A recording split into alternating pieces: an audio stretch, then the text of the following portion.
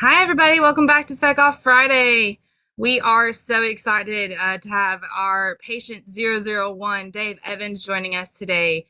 We are going to be discussing data versus cancer and how we use data in the big battle. I think everybody is on mute, Dave. Yep, not There we anymore. go. All right, we are ready. I'm going to sneak off stage real quick and I will be back. Awesome. All right. So I can't be any more excited about Fridays. It's my favorite day of the week for a couple reasons. One of them is because we get to tell the people that deserve it the most to feck off. We all know who they are. We don't need to define them, and we will definitely point their direction during this show today. But we do have Dave Evans with us. Dave is not only a friend and a cancer patient, but also a partner in business that's help, just like what he did with his story. We're helping patients by sharing our stories with them. And we'll talk a lot more about that during the show today. And it's going to be exciting. Please invite your friends. It's going to be an awesome story more than anything. If you've been a cancer survivor or you're currently dealing with cancer, consider what Dave did and how he journaled his story and really took care of business during the process. And it just made it a whole lot easier for him when he's done to try to share his story with us and everybody else going forward. But I got Justin with us today. Justin, welcome. Hello. And big giant welcome to Dave Evans, man. Dave, welcome to the show, man. Glad to have you. You're muted, Dave. We can tell Dave there to we thank go. You guys. Thank you. There we go. What's up, Dave? How are you? I'm doing absolutely great, and just feel wonderful to be here. Good deal. So you're out in Florida. You got your medical card. That's pretty cool. So we're going to start from the beginning, man. Yeah. So Dave and I hung out a little bit in Austin. We had a couple of houses side by side up on a road called Panorama. Panorama is probably one of the most beautiful views in Austin, and It is the most beautiful view in Austin. it is. I've heard that. It is. I don't want to brag, but it is. It's pretty awesome. So I met Dave because I'm an inquisitive neighbor, and Dave has a son, Brock, and they do race cars. So we started hanging out, and we sponsored Brock with his race cars, and then Dave called me one day and said I have cancer, and I guess I'm going to let Dave take it from there.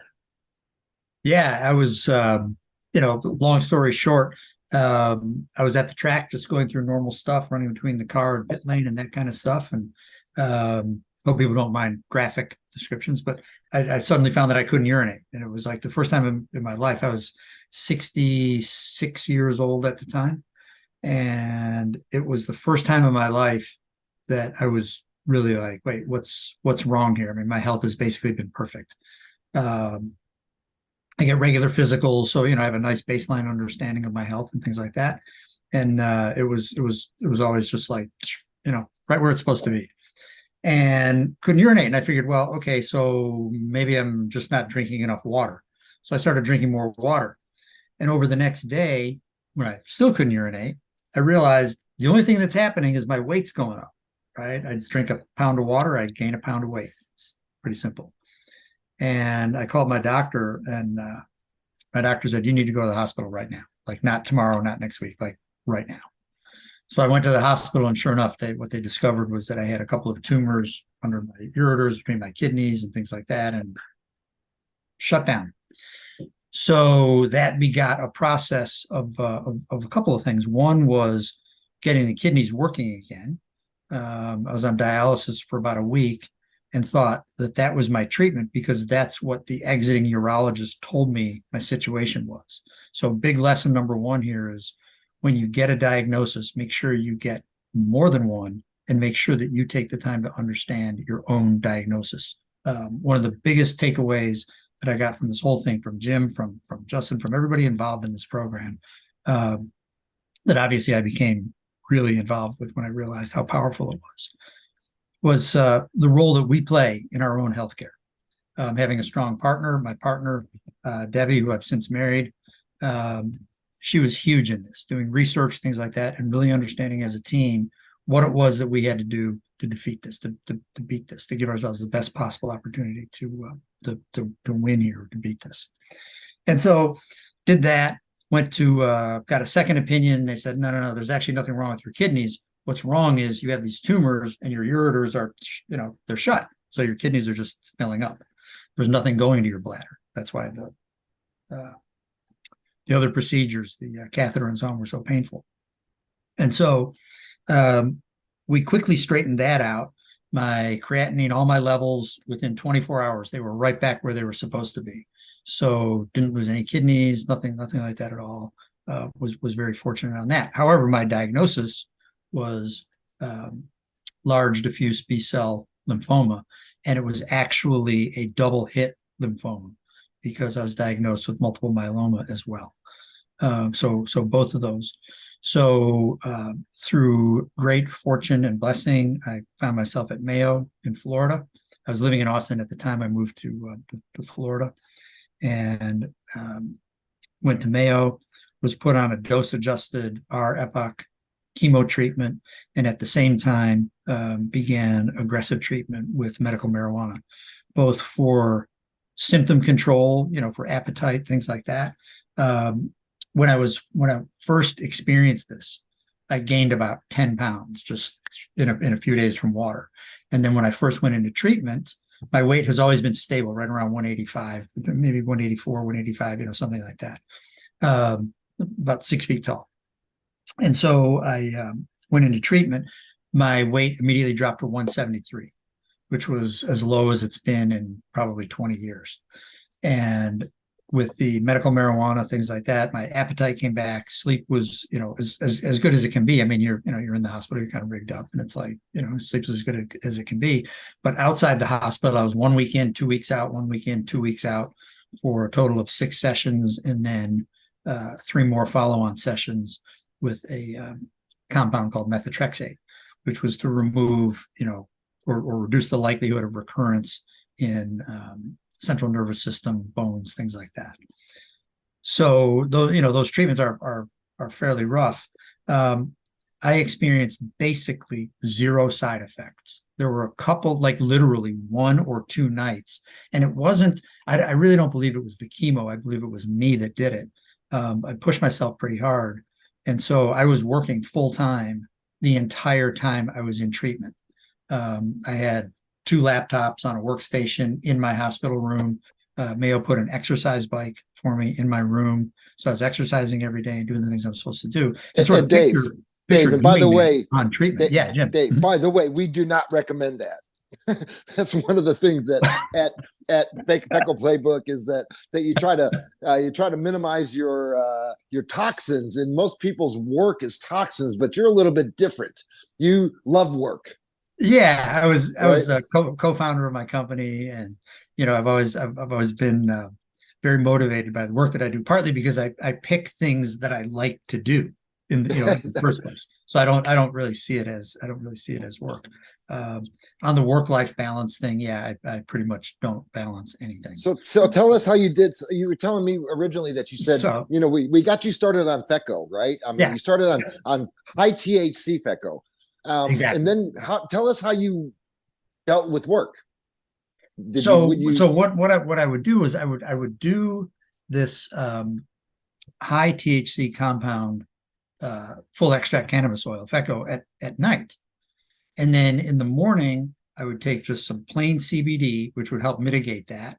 And then nothing for the day, right? Just lots of water and, things like that to keep things, rinsing through and whatnot.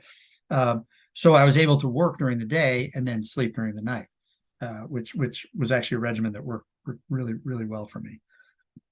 On the treatment itself, it was all very, really, really, really positive. Good, as I said, good sleep, good reasonable levels of energy. Not quite my normal levels of energy, but reasonable levels of energy nonetheless. And we just worked through that process. And the thing that really came out of this for me, which leads into this podcast today, is the role that scientifically and peer-reviewed studies, publications, articles, things like that. If you go to YouTube, if you go, obviously to Google and just search, you can find all kinds of opinion pieces on medical marijuana, on its use with cancer and things like that.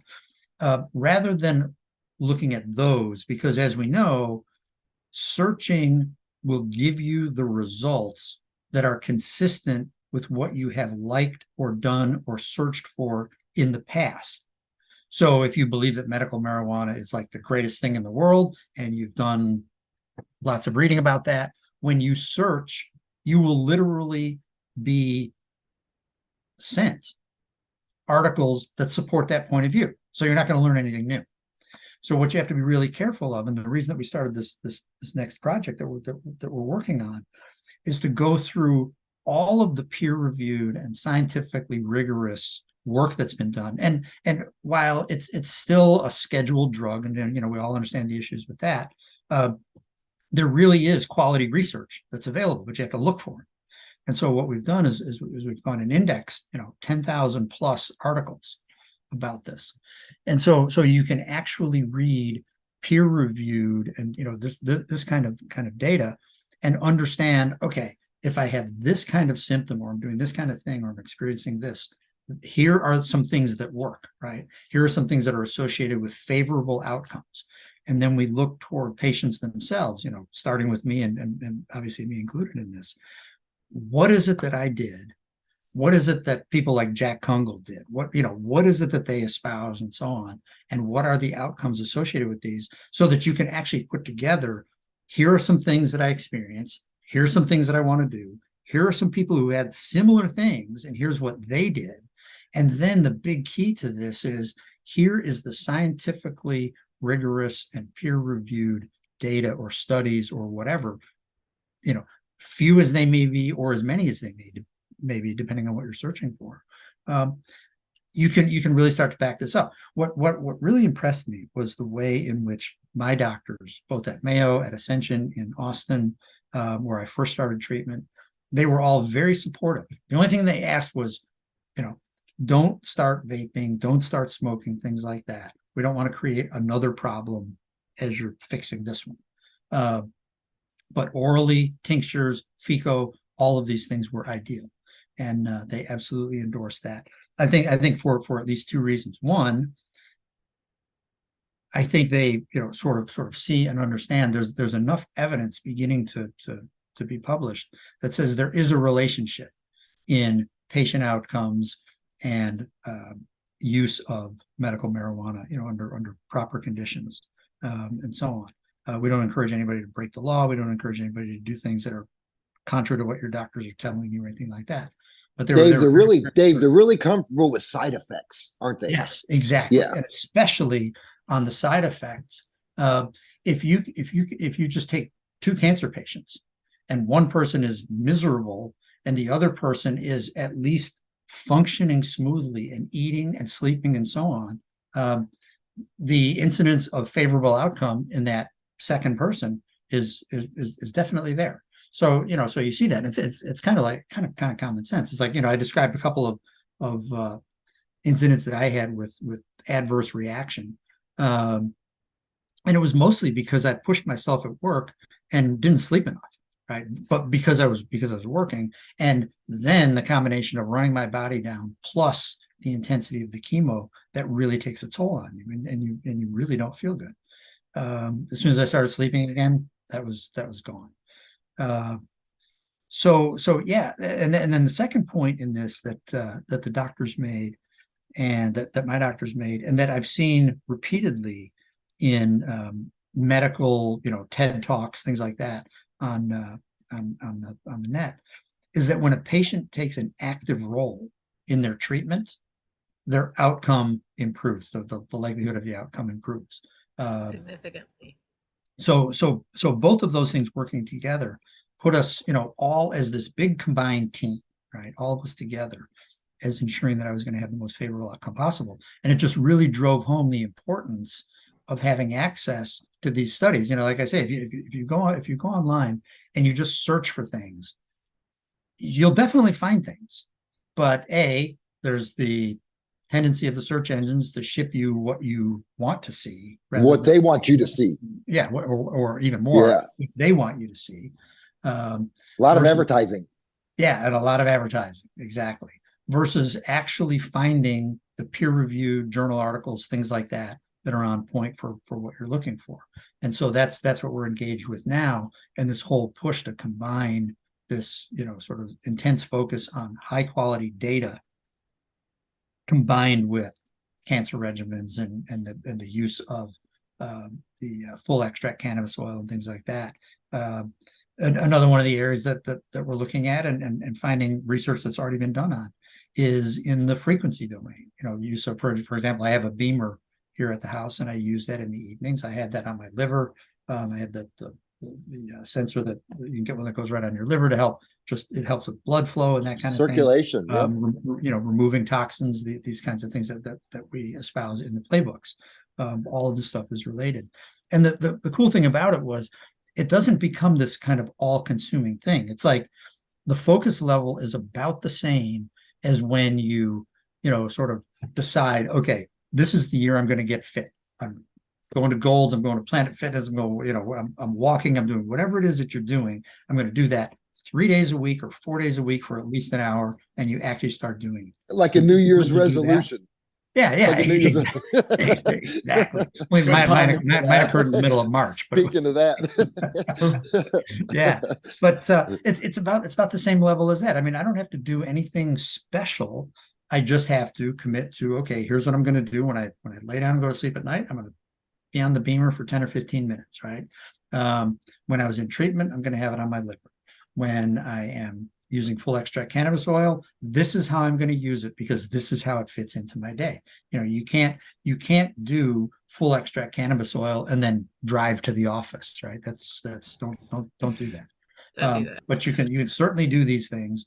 Wake up the next morning, have your breakfast, clear your head, and then go on about your day. And then that evening, you just repeat that process. So you build this schedule for yourself. And you start tracking things, right? Which is another thing, journaling and that kind of thing. I wrote out my entire story, both because I felt like it was important to share it. It's like, I think in our society, we see cancer as if it's this like death sentence. It's just like, well, that's it for you. It's like, and it's really not the case. I mean, there's two big sort of realities here. One is we're all going, right? Nobody gets out of here alive, right? We're all going. So the difference is, I may have a little bit, okay, I understand that now. In a better quality is what you always brought up to me. Yeah. You're like, Jim, we cannot tell them that we're going to save their life, but we can definitely tell them because their quality of life's going to get better. I was got a quick question for you. Exactly. What was harder for you to do? Quit drinking or to change your diet?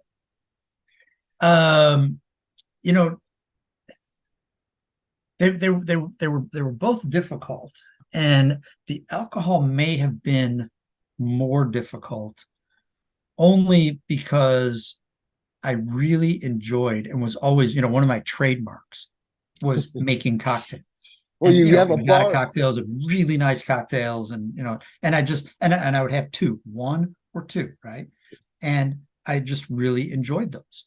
And so, I still miss those. But what I found was giving it up in exchange for what I'm getting and where I'm going. That was a small trade-off. On diet, I was already pretty good. No fast food, processed food, yes. Chocolate, absolutely. Sugar, watch out for sugar, right? Sugar was probably the hardest thing. Yeah. Not the most difficult thing to give up. That's my weakness. It was the hardest thing to get out of your diet because it's in so many things. That's the hardest for most probably people. In tissue paper. Right? It's like it's in everything. And then when you beat that, then you all those residual effects start happening, right? Exactly. It's amazing. So, because Dave literally had a bar and he built his house around it. Mm-hmm. So he's not kidding. Mm-hmm. I'm not kidding. The bar was the center of the house, and the rest of the house was built around it. So if you can do it, you can do it. There was this bar, and it was like, come on over. Yep. So no more of that. Debbie and I save a lot of money at restaurants now. It's Bills are a I'll big tell you difference, what. aren't they? Now everything's under $75 and stuff, you know, Exactly, $50. exactly. Go out to eat and don't drink and watch what happens to the And you'll have a sip of some wine. And we were fortunate Yeah. to meet Dave in Amsterdam on his birthday. I mean, On my that's birthday last year. how the This year. world is small and flat. You know, that happened. They were there, we were there, and we got together on his freaking birthday and had a glass of wine and really enjoyed ourselves, man. It was fun. That was excellent. And so you sort of set this discipline for yourself, and then it's really not that bad. And then once you get into it, you really don't notice it. I did have a drink the other day. It was about, let's see, when was it? A week or so before Thanksgiving, maybe. It was somewhere along in there. I had one cocktail, and I'm telling you, I had a hangover the next day. It was just like, whoa, why am I doing this to my body? Like, hangovers aren't that great, man. They're really not doing this. I'm not. It's a risk reward deal, and if you paid more attention to it, you wouldn't drink so much. And I'm guilty. I think it's important to emphasize here that these changes that you make when you're battling cancer are lifestyle changes. They're not temporary. Absolutely. And that is hard. So for like those of you that are in the audience listening, we're all human. we can sit here and preach all day, but our kid may have practice and we got to figure out a fast way to eat. I mean, we're in the same struggles as you guys. It's moderation. Moderation's a big part of it. Yeah. Yeah. And as people like Jack always point out, right? If you think that, when you get cancer, and I think an important thing to understand here is we don't necessarily give ourselves cancer, right? One of the things that my doctors told me was, look, so this could be stress, this could be exposure to chemicals, this could be, there's a lot of things that cause. Don't blame yourself for it, right? You don't need that. Don't blame yourself for it. But there are things that we do that can contribute either negatively or positively. And to the extent that what we're thinking is we're living a certain way, we get a disease, any disease, right? We're going to go to the hospital, they're going to fix it up, and then we're going to go back and do exactly the same thing because now it's been fixed. It's like, it's just going to come back, and it's going to come back worse, right? So there really are lifestyle elements, and you can sort of go down a checklist and say, okay, here's what I should be doing. How many of these am I actually doing? And start making some adjustments. And if you're already doing them all, if you're doing pretty good, it's like, great. If you're not, it's a good time to think about how do we do this? Because as Jim pointed out, what this is about quality of life. So whether I have a month, a year, 5 years, 10 years, or 20 or 50 years left, I don't know, but I know that I'm going to try to treat myself the best that I can so that I enjoy whatever time that is the absolute most, and I'm in the position to do that. Exercise, right? I don't want my bones to get weak and then I fall. I'm almost 70, right? It's like I don't want to fall and break a bone and then that leads to something else. It's like, well, just go to the gym, work out a little bit, and keep things. Go for a walk. Walking's good. Yeah. Walking is good. Go for walks, fresh air. Walking's good for mental health too. Yeah, exactly. It really is. None of this stuff is prohibitively expensive or super difficult or like some ridiculous diet, or I can only do this or I can only do that, or I gotta do this, I gotta measure that. You don't have to do that. You can do that initially while you're journaling so that you get good at it, and then after once you've got your routines in place, off you go. Another simple one. Oh, sorry, Jim. What I do is I do a smoothie in the morning. I try to intermittent fast right now. Honestly, I try not to eat until noon. I drink a smoothie, and then I can have whatever I want at dinner. I never used to do that. I used to, just pound myself with, bacon and eggs, and and that would be about 10 o'clock, and then I'd go eat a big lunch, and then I'd drink beer and eat a big dinner and whatever it was, anything I wanted, and it just catches up to you. So let's do a couple feck off moments here. I want to talk about the way the medical industry, I like to call it sick care. It's not healthcare. This is healthcare. Got to have a THC in it. But sick care, what they do is they stage you. Dave, they staged you, right? Stage 3 or something like that. Yeah, stage 4. stage 4. Feck off, man. Yeah. I hate that shit. You wonder why people don't go get scanned and screened, because they tell them they're going to freaking die. They literally, Fear-driven industry. that's the story, man. And we all know the sick care industry leaders all are banking big money on this. They're literally willing to kill their own kid over getting another big paycheck so they can buy a bigger house. What the hell? You know, what do you need in life? And it's not anything you gain from money is not important. And like I said, the sick care industry is terrible right now. Our medical advisor, Marzoff, claims that the industry is in the biggest disarray it's ever been in, period. It's got the biggest gaps ever. There's 65% of the hospitals are in the red. It's complete torture the way it's set up. So like, we're going to scare the crap out of you. We're going to tell you you have to go see another doctor. You have to get a referral on it. You probably are going to have to wait 30 to 90 days for that referral to be active and for you to be able to get into said doctor. And that whole time you're sitting there completely terrified, having no idea what to do. It is the sickest, twisted industry in the world. The only thing worse than that, Jamie, is if your son or kid has that. And that's what we went through with Eric. And I was able to, and what Dave is talking about of us sharing data, is I was able to find a father that had a daughter that was the exact same age as Eric, that had the exact same brain tumor as Eric, and she was fine. We met, and it just gave me hope. I literally got none of that from the industry, the sick care industry, not one freaking iota of any hope at all. They never, other than they drew out what kind of surgery they were going to do it on the bench that Eric was laying on. They drew out what they were going to do on his craniotomy, how they're going to cut his head open. They were so proud of themselves. And, you know, because of that, he had a stroke and he dealt with all kinds of crap. When you go to the hospital, you should be going because you broke your arm. Mm-hmm. That's the only, 100% they thrive.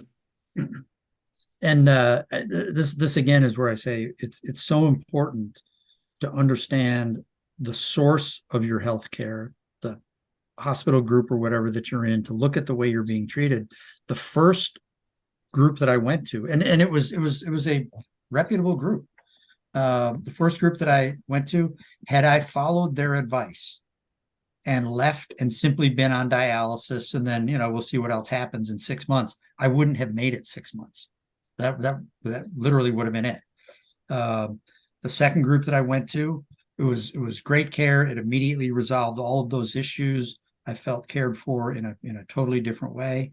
And then we still don't know how it happened, but I received the phone call at home from Mayo in Florida saying, if you'd like to come here, we've got a spot for you. And it's normally a very extended procedure to get in there. They were like, we'd like you to come here. And so we went there, and I started into the dose-adjusted RFOC treatment. And so you're talking patient autonomy, right? Patient autonomy. Patient autonomy, and also just the level of care that I received there, the way care was administered, the way things were explained to me. Mayo is an absolutely exceptional organization in terms of their standards for everything that I did there was followed with a survey that always asked the question, two questions. Were your questions answered? And were they answered in a way that you understood what was going on? Wow. That's cool. And that was like centrally important to them for me to understand what was going on, to not be scared of what was happening, to understand what was happening, understand why things were being done the way they were, and so on. I had plenty of opportunities to sort of bow out of treatment because, this is uncomfortable, this is painful. I don't know if I can do this or not. And it's like, that would not have been good for me. Right. And Mayo made sure that it's like, here's how this is going to work. Expect this, expect this, expect this. Here's what you can do. And, they were so supportive, so caring. Just an absolute amazing place. I think one of the things maybe we can add into the patient-reported outcomes is where you got treatment and were you happy with them? That'd be good for be able to share with other people, right? Oh, that can be added in. Yeah, I'm gonna make a note of that. Yeah, I mean that is absolutely part of our data.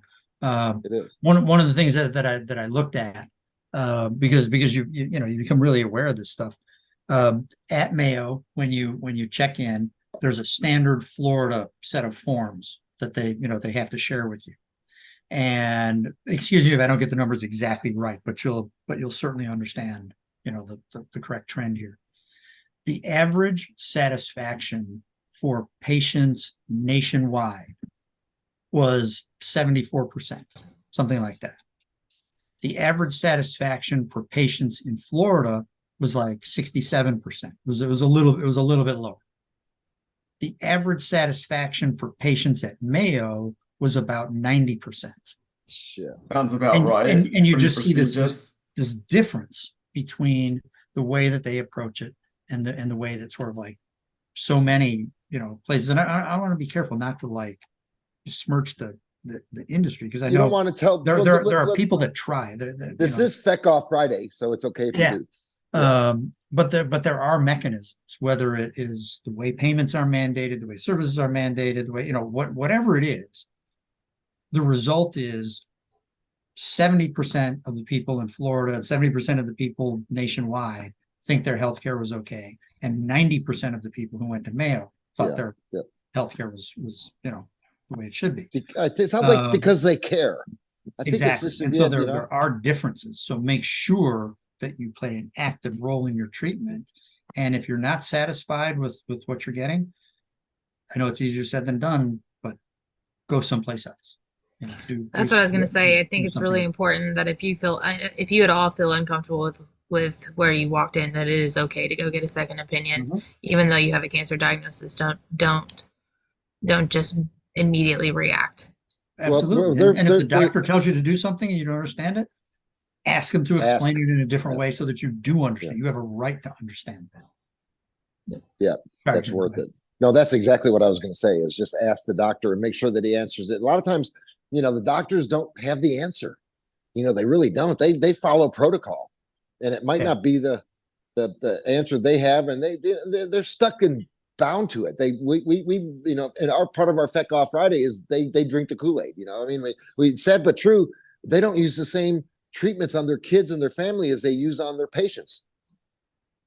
A lot of them use frequency and different things that are not FDA approved. Well, there's no way in hell they can do anything like that with any patients with the requirements of them having a medical license. They have to give what was taught to them in medical school, because the pharmaceutical companies paid off the medical school to talk about pharmaceuticals.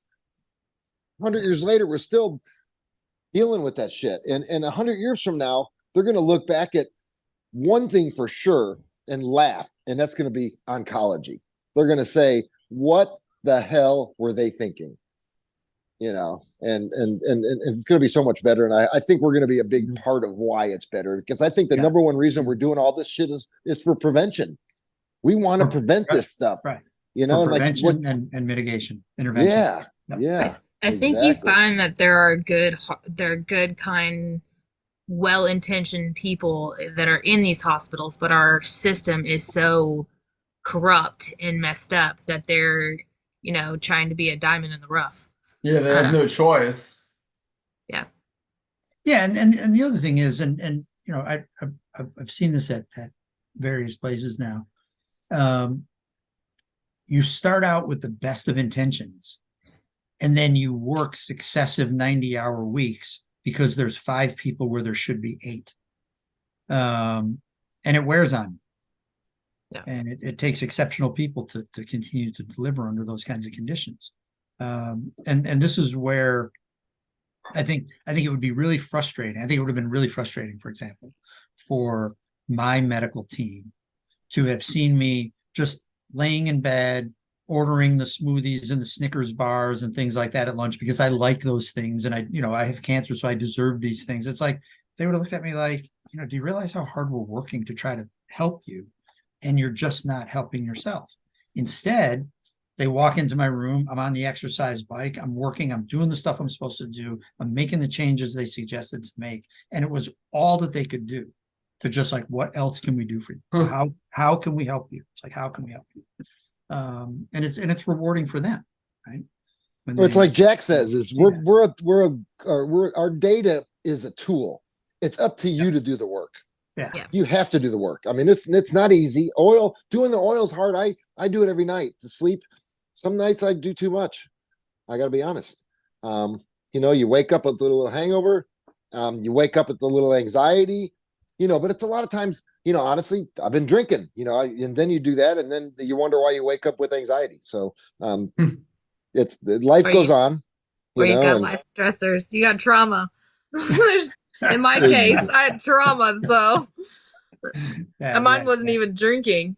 But you take some FECO with some trauma and you can have Yeah, some it's- anxiety. Yeah. Mm. Yeah. So, this whole connection between cancer and data and making data accessible, looking for things that are credible that will help people. Looking for patient-reported outcomes that are, reasonably vetted, and so on to try to provide some guidance and to just help people improve the quality of their lives. I mean, that is absolutely the key for me now. and we need more stories. So if you're out there listening, if you know somebody that's had cancer, has cancer, everybody knows somebody. No excuse. We need their stories. If they're not ready to tell them. They can do it anonymous. They can do a video of themselves, send it in to us. The stories themselves, the full stories with names and everything like that would not ever be produced anywhere unless we have 100% full authorization on your parts. All we do is we take the data points, right, Dave? I mean, Yeah, we're not yeah, taking the exactly. story. Yeah. The key data points. I Justin, give think us a to couple back ideas up what of you're saying, Jim, for anybody who's listening, we need stories on all cancer, whether they use cannabis or not. There are other interventions. Diet has an impact. So if they radically changed their diet and did intermittent fasting, we would love that story. If they took a really good supplement treatment, we want that story. One so more if you're- twist. We also do dogs. Yep. We do dogs as well. We Any learn a lot story, from any dogs. dog, we need it. Yeah. Yeah. And we want to save our pups, man. We all know they're loyal. They don't cheat on the diets. We get really good feedback from them. Their body metabolism moves really fast. We know they're on the 7-to-1 cycle, and we get good feedback from them. And dogs, cannabis is safe on dogs. You just don't dose them the same way. You don't give them the same amount that you're going to do. You give them a lot less, maybe 1/10 of what you do. You do it through a tincture, which is safer than giving them the straight FECO. And you watch them. It's not one pill fits all. That's what's wrong with the sick care is they say, here's one pill, go away. We'll see you in 3 months. They don't even ask you to tell them if it's working or not. They don't even say, hey, you know what? If this makes you feel bad, tell us. If it makes you feel good, tell us. They don't care. They really don't, because it's still going to be the same diagnosis next week. One pill fits all. Yep. So feck off. That's a feck off deal. For the audience that's listening, you guys can, if you've got some spare time or you've got somebody, if you or somebody you love has cancer, if you go to fecoplaybook.org, we've got all kinds of information and resources on there to help you. So here we are. We have a new project going on. Let's talk about that just a little bit. It's exciting. Are we ready to launch that one to just start talking about we're not it? launching it. We're not launching nothing, but we're the parent company of FECO Playbook is called Whole Health Oncology, and it's a program that's about prevention. So the ultimate goal of all this stuff that we're doing is all to help prevent cancer. And prevention is not only not getting it, but it's also catching it at stage 2 instead of stage 3. That's Right. prevention. So Right. that's how we're rolling. But Whole Health Oncology is going to be pretty damn exciting. We've got a team that's to die for, literally, and you don't have to die for it. And they brought amazing stuff. Dave's talking about the research. We got research guys that have been doing stuff for MIT for 25 years. A lot more coming out on that later.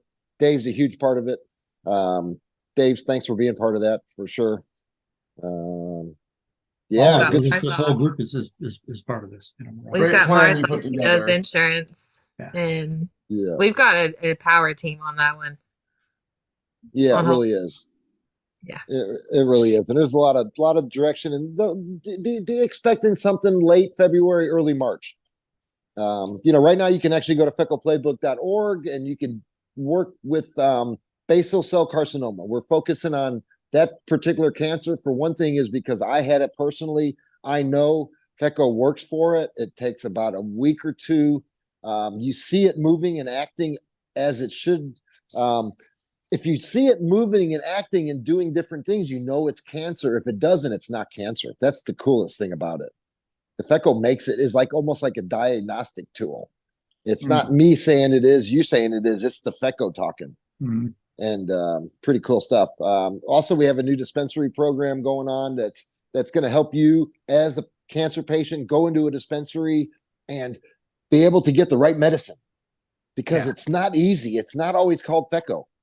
A lot of people call it Rick Simpson oil or RSO. That's probably more popular than Feco. Feco's been around thousands of years. People still now call it RSO because that's been around since the 70s. And honestly, Rick Simpson doesn't even sell the oil. He doesn't even make the oil anymore.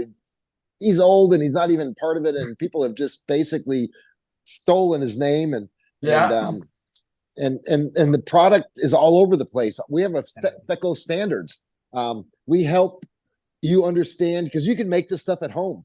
I've done it. It's amazing to be able to make your own medicine.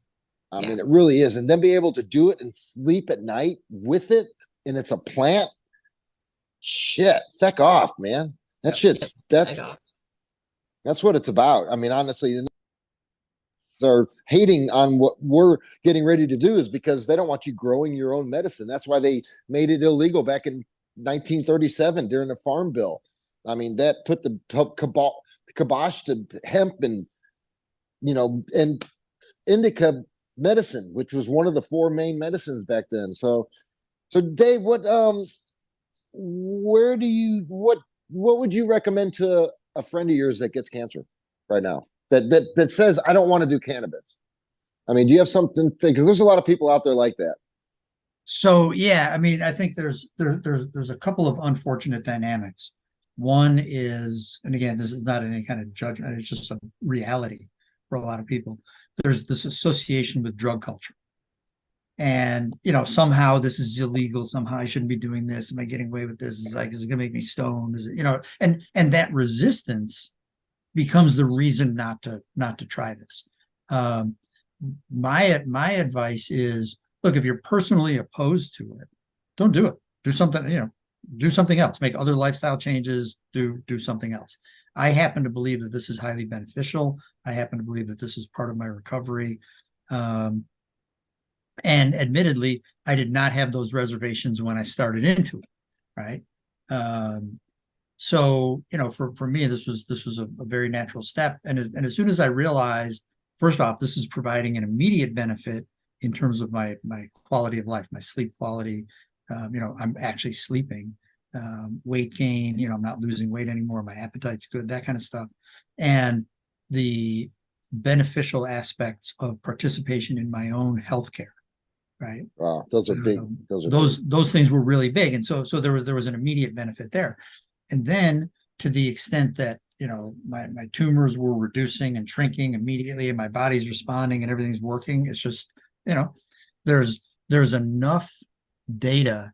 Then you're like, what the F, right? Yeah, exactly. There's enough data that suggests that these things are related. Certainly now from a maintenance perspective, I don't take nearly the amount of Feco that I used to use in the evenings. And I'm a little bit more biased toward just pure CBD during the day, or, all with this idea of health maintenance, of keeping my body at sort of a level place where things are doing what they're supposed to do. And as long as I can continue to move forward that way and stay healthy, I'm good with that. So that's, this again was part of why I wanted to share and publish my story, because it is about this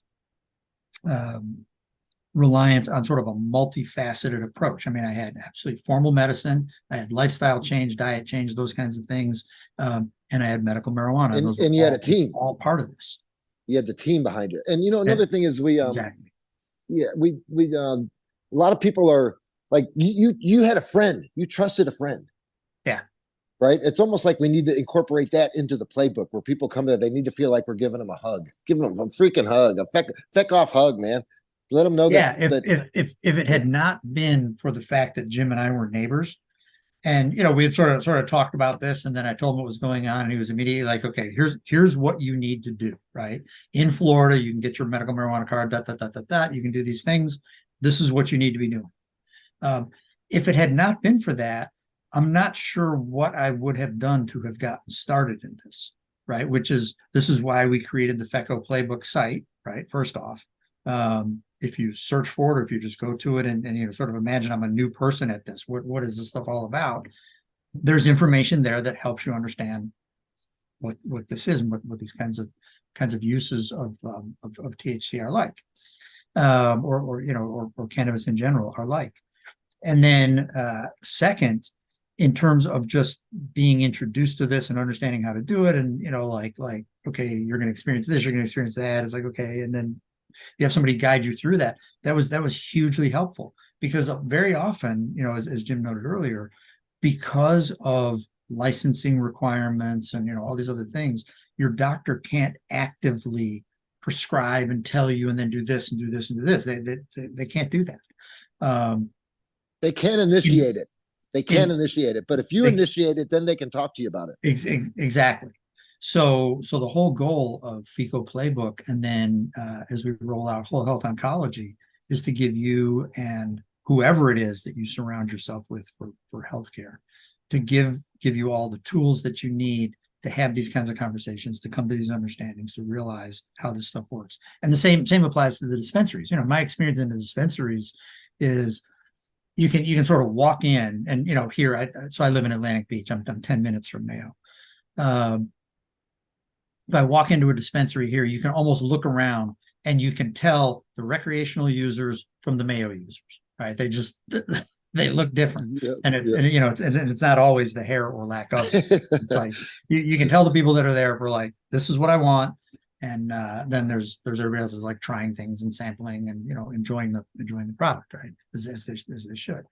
But for the people that are there for medical, and especially for cancer purposes, there really is a heightened level of knowledge that's required at the dispensary to accurately steer you to something, or to suggest things, or to help you, figure out what is going to work for you. What is your lifestyle?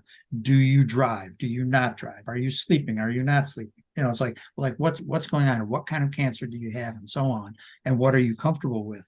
And in general, they sort of have that conversation. There's some very knowledgeable people, and then there's some people that are there. I mean, they're super helpful, super friendly. They know what they have in stock, but that's pretty much, you have to kind of guide that conversation yourself. And that can be difficult for people. They can't legally talk about it. Yeah. So you can't ask them, what can I use for cancer? They cannot legally tell you what to use. That's right. And that's one of the other really important things about both FECO Playbook and about Whole Health Oncology. They're not about giving a prescription. They're not about offering a diagnosis. They're not about replacing your doctor. They're about giving you the tools that you need so that you can have these conversations from a relatively informed point of view, and ask the kinds of questions that can lead to the discoveries or lead to the learnings that you need to have as a cancer patient when it comes to navigating this whole cannabis journey. So we can be supplemental, like Aflac, basically. You can have other insurance, but then you come in and we can support what you have and make it better. I have a quick story about the comparing, like you said, that's the medical side and the rec side. There was a big study in India probably 20 years ago where they took cancer cells and they put straight THC in the cancer cells. Nothing happened. But they took full extract cannabis oil, which has all the cannabinoids in it, which normally over 100 of them, and it killed 60% of the cancer cells within 15 minutes.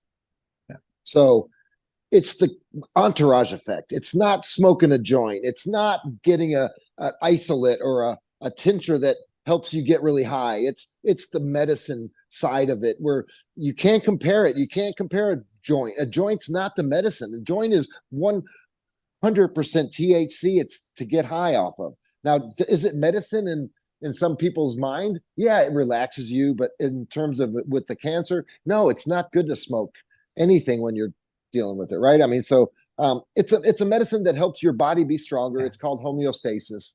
There's not a whole lot of medicines that help your body get into homeostasis. There's really not. This is one of them. Also, not as potently, that's for sure. Yeah, and call us first. Don't wait till the doctor tells you to go home and get your affairs in order, that nothing's working. This can help you with your side effects. This can help you with your the symptoms and all those different things, because for one thing it'll start doing is it'll take away the nausea side of it. But then you're going to realize, like what Dave said, is like, I think the tumors are shrinking and I haven't even started treatment yet. And normally your doctor will say, hey, you have cancer, you're stage 4, your next appointment is in 6 weeks. And you're like, what the feck? What? Wait a second. You almost can't believe it. And the way the Marzoff explains it is that I have cancer. I'm confused. I'm scared. Go to Feckle Playbook. Yeah. It'll help. And if you need to talk to somebody like Dave, I think Dave would probably be more than willing to have a conversation with you. And we have multiple other people that are also willing to share it. It feels good to share your story. And a lot of people out there, if you want to share your story, bring it on. FecklePlaybook.org. Been a good show, Dave. Yeah, this is great. I'm super passionate about this, and just like, it's not. Yeah, your story is great. It is. That you wish we on have anybody. chased your story like crazy. Yeah, it's a 5-star story, right? I mean, we got diagnosis, we got some scans, we know the medicine he used has lab reports. We know exactly how much he did when he did it, and what he did when it got him high, and how he worked through it and changed his diet, and had his now awesome wife helping him, and used some of that Beamer he talked about. That's a PMF. It's a pulsating machine that actually helps circulate your blood, and she really felt strongly about clearing his liver, which is just total awesome way to think about it. And the first about getting high, the first time I tried it, it was so funny. It was like, first off, it's supposed to be a rice grain size, so I figured, okay, if a rice grain's good, a grape is probably even better. Oh my gosh, Dave. I'm sitting out on the front slow porch. For those listening. Start slow. Yeah. Don't do a quarter of a rice grain. So I'm sitting on the front porch, and I had called the cable guy because the cable was doing some funny stuff. And the cable guy pulls up, and I'm like, oh no, he's gonna know I'm stoned. He's gonna know I'm stoned. In the house. It's the feds. feds. I sit in the chair, and I literally just like slide into the chair, and Debbie's looking at me like, "Are you okay?" It's like, I don't know. Well, some orange juice and CBD to the rescue, and I was like, but the worst, I didn't do that again. The worst case in the world, you're not going to die. That's the thing. And if you ask Jack, my mentor, of what you do if you eat too much, he said, eat more, because because that amount will never affect you the same way if you eat more. He goes, do not waste that opportunity, So, but it's really, it's at the end of the day, to Jim's earlier point, it's really not about getting high. It's about the full entourage of the entire plant, of the entire product, and some of the observed effects on cancers and things like that. Yeah, it's a beautiful thing. And then just you become a participant. The most powerful thing for me in this whole thing, you become a participant in your own story. And nobody else gives a shit, by the way. And that has nobody. A huge impact. It's up here, right here. It really does. It's a powerful thing. It's mental. It gives you strength beyond any other type of thing that you can't. There's no book that you can read that's going to build that for you, right? I mean, and then you go into it with the right attitude. Its attitude's probably 95% of winning. Easily. Yes. Right. Yes, absolutely. So. One of the best things you get from FecklePlaybook.org team is that you get a team of cheerleaders who fully understand what you're going through. Yeah. Been there, done that. There's a whole lot of that going on. And we do that well. And we're like I said, with the research, add the research, and Dave, you explained it eloquently, and the way you're doing your prep work and everything you're doing with the technology side, man, is just changing it up, man, because we would not be anywhere near. Thank God you got sick. Yeah. Thank you. Yeah. Appreciate that. Jack says it was his biggest blessing in life. I did. Actually, that's actually in my story is that cancer was a blessing. It caused me to, sort of stop and reflect and, okay, what is this really all about here? And it really is very powerful in that regard. Yep. Well, Beautiful. we are about out of time. Does anybody have any last closing statements they want to make? And if not, then Jim, I want you to give us a little intro on our guest next week. No problem. Well, for anybody who's watching in the audience, I do see your comments. We were very chatty today, so I didn't get a chance to jump in. Thank you for tuning in. We appreciate you. And I know that the changes we talked about are hard. So for those of you commenting that in the comments, just know that we are rooting for you. Keep pushing. Absolutely. Keep pushing. You can do it. Yes, And you the can. first couple of days of any change are the hardest. Like sugar, once you cut it out for several days, once you're over the hump, it gets way, way easier. And you we might can even help. be repulsed by it a little bit. That makes things even easier. So, and also we can help. Remember that. Also, next week we have a guy named Dave Doppler. I met Dave on he has a private Facebook group called FECO, Making It Home FECO, and they're a bunch of angels, is what they refer to themselves as. They're willing to help anybody that's willing to show them a diagnosis of cancer. Pretty cool. It's got great medicine. I've tried it. He'll help anybody out. He's very, very knowledgeable about the medicine. And like I said, he's lab test everything, which is very important. If you're working with sick people, you want to know what they have, and you want to know what they have, because if you want to help the next patient out, you're not going to do any good by starting from scratch. Right. So Dave will talk a lot about lab reports and maybe dig into what parts of it are most important to him. And maybe we can identify which terpenes work best for certain types of cancers. Let's join us next week. Dave, man, I can't thank you enough, buddy. Jim, thank you. Justin, Jamie. So 2 Daves back to back. That's cool. Yeah, 2 days. Yeah, we have to be careful about that. Yeah. Good stuff, man. Awesome, Dave. Appreciate you. Love you, brother. Justin, you Jamie, talk guys, soon. y'all take care. Bye. Great podcast. See ya. In fact. All right. Well, that wraps it up for us. We will see you guys next week.